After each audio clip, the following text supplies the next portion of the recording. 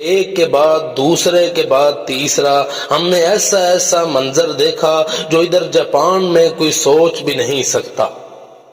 Honda 125 سے پہلے 3 design آتے تھے، 1968 میں CS90، 1969 میں CB100 اور 1973 میں S110۔ ان سب کو برابر دیکھ بھال چاہیے ہوتی تھی، مار نہیں کھاتے تھے، اور ہونڈا ترقی پذیر ملکوں میں اپنا شیئر تیزی سے گرتا ہوا دیکھ رہا تھا۔ اگلا پورا 1 سال 8 پوائنٹس پر فوکس تھا ہونڈا والوں کا کہ انجن کی فیول ایوریج اچھی ہو، مار کھانے والا انجن ہو، ڈیزائن مکمل پریکٹیکل ہو، اور وہی سب چیزیں ممکن ہوں جن کے یہ لوگ عادی ہیں۔ پورے موٹر سائیکل کی دیکھ بھال آسان ہو، فریم ایسا ہو جو 4 بندے بھی برداشت کر سکیں، پٹرول کی ٹینکی ایسی ہو کہ بچہ آرام سے